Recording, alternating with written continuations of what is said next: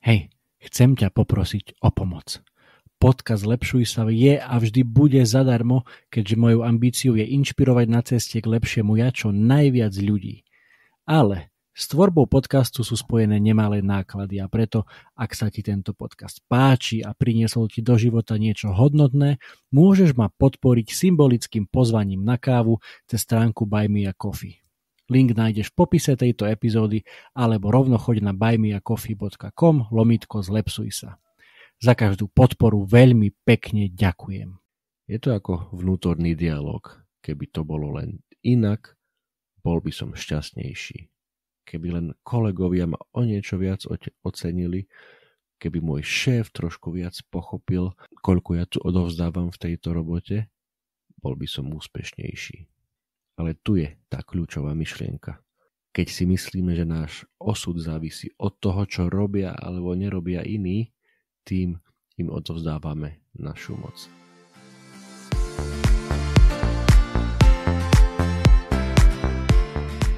Môžeš dokázať oveľa viac, ako si vieš predstaviť.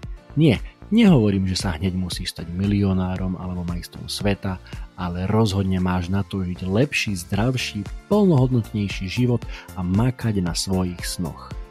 Možno ti v tom niečo bráni, možno sa bojíš, možno nevieš ako na to a možno len potrebuješ trošku nakopnúť. V tom prípade si tu správne. Som Juraj Todt a toto je môj podcast Zlepšuj sa.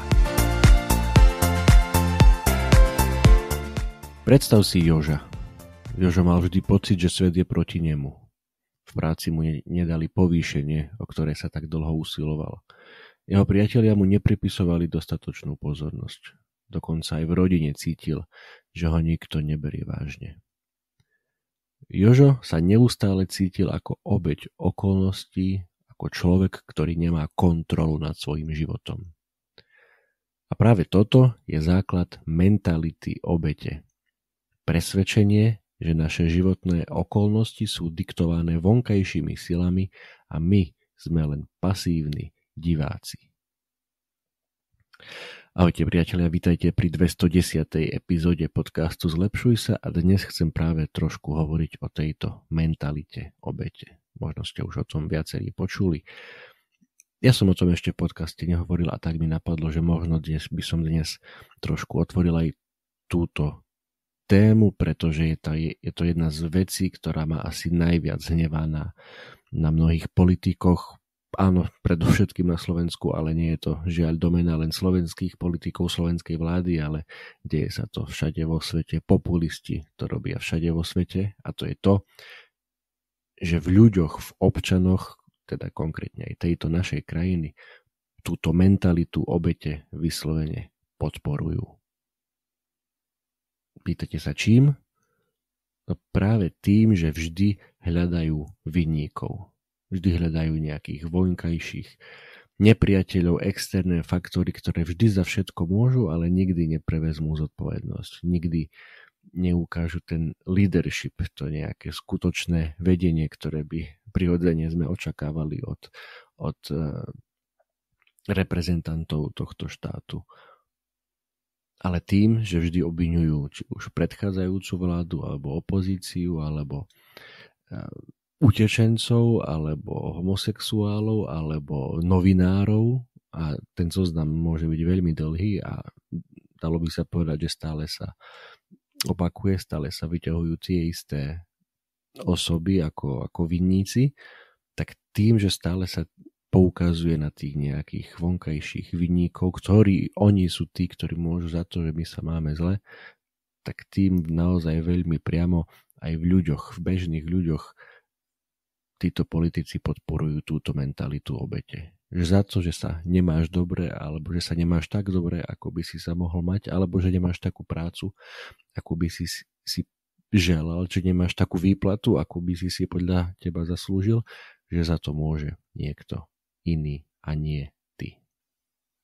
Presne takto sa v praxi prejavuje mentalita obete, že hľadáme vinníkov za naše problémy. Je to ako vnútorný dialog. Keby to bolo len inak, bol by som šťastnejší. Keby len kolegovia ma o niečo viac ocenili, keby môj šéf trošku viac pochopil, koľko ja tu odovzdávam v tejto robote, bol by som úspešnejší. Ale tu je tá kľúčová myšlienka. Keď si myslíme, že náš osud závisí od toho, čo robia alebo nerobia iní, tým im odovzdávame našu moc. Celkom mi do toho aj zapasovala myšlienka, na ktorú som nedávno narazil od bývalej prvej americkej dámy Eleanor Roosevelt, manželky prezidenta Franklina Delana Roosevelta, ktorá raz povedala: nikto ťa nemôže donútiť cítiť sa menej cenným bez tvojho súhlasu. A veľmi pekne na to nadväzuje tiež veľmi silná myšlienka od Viktora Frankla, ktorého som viackrát spomínal, ktorý prežil koncentračné tábory a teda niečo by mohol vedieť o tom, ako sa dostať alebo nedostať do pozície mentality obete. A okrem toho bol aj vyštudovaným psychiatrom alebo psychológom. A v tej svojej knihe, ktorú ja som aj čítal a o ktorej som tu už aj hovoril v podcaste, tá kniha sa volá Hľadanie zmyslu života. Aj tam Viktor Frankl povedal, že medzi stimulom a reakciou existuje priestor. V tomto priestore je naša sila zvoliť si svoju odpoveď a v tejto odpovedi leží náš rast a naša sloboda.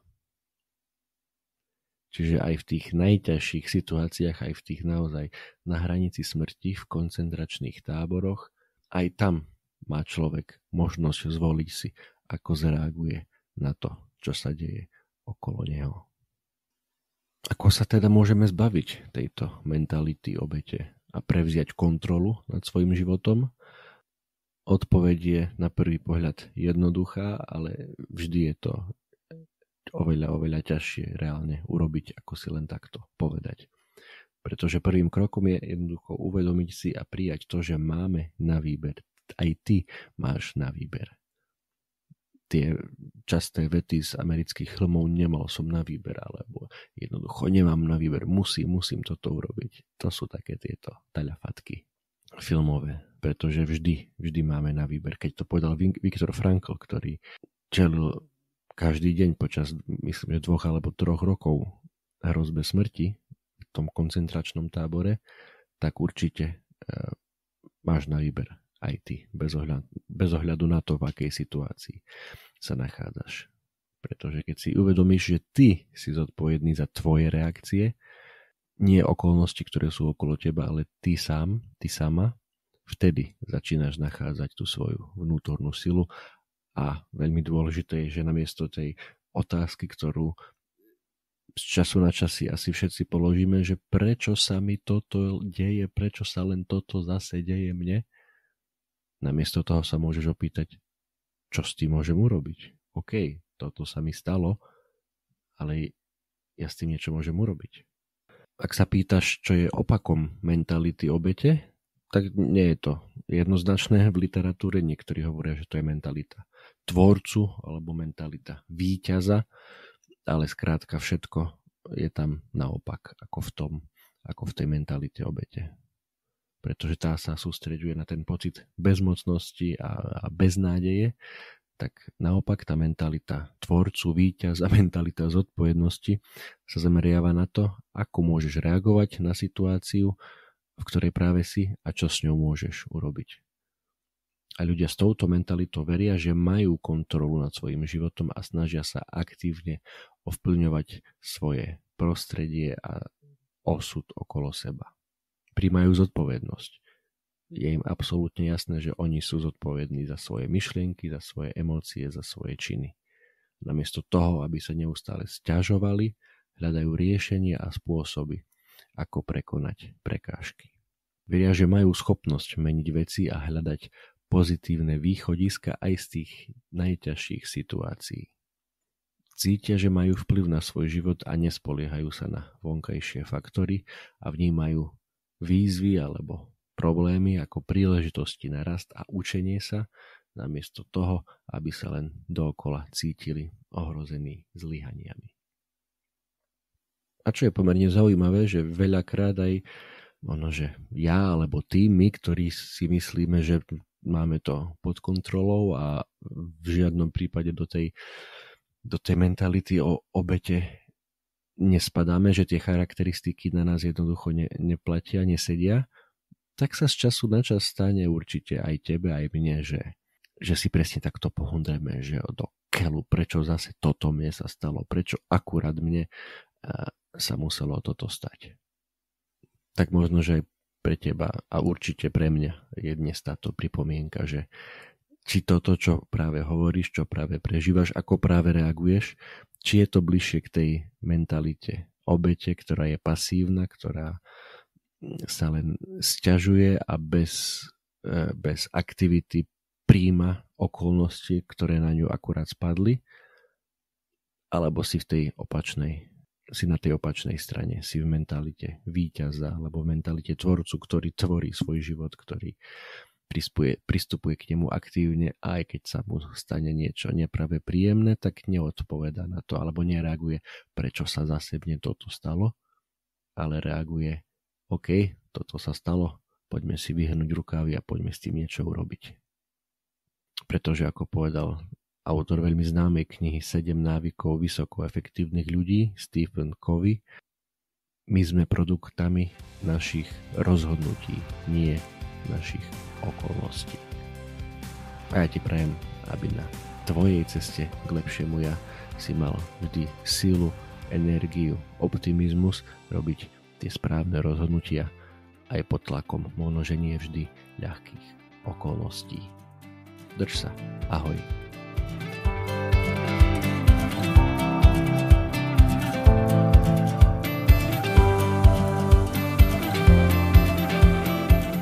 Toto bola ďalšia epizóda podcastu Zlepšuj sa. Ak sa ti páčila a boli tam nejaké veci, ktoré ťa vyslovene zaujali, budem rád, ak mi o tom napíšeš a ešte radšej budem, ak túto epizódu aj pozdieľaš, hoci len s jednou osobou v tvojom okolí, o ktorej si myslíš, že by jej to mohlo pomôcť. Ak ma počúvaš cez aplikáciu Apple Podcast, chcem ťa veľmi pekne poprosiť o hodnotenie.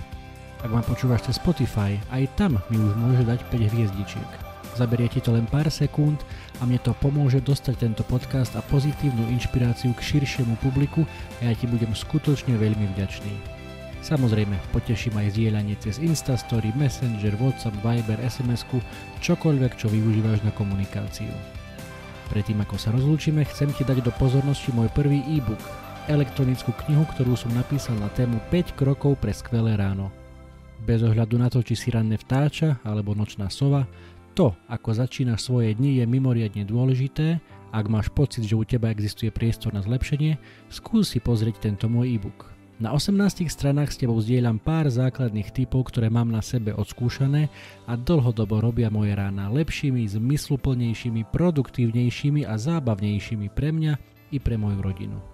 E-book je úplne zadarmo a dostaneš sa k nemu veľmi jednoducho. Stačí, keď klikneš na www.zlepšujsa.sk/skvelé-ráno, všetko bez diakritiky, zadáš svoj e-mail a hneď si môžeš e-book stiahnuť úplne zadarmo. Budem vďačný, ak mi dáš vedieť, či sa ti páčil a držím ti prsty na tvojej ceste k skvelému ránu. To už je odo mňa naozaj všetko, počujeme sa opäť na budúce. Ahoj!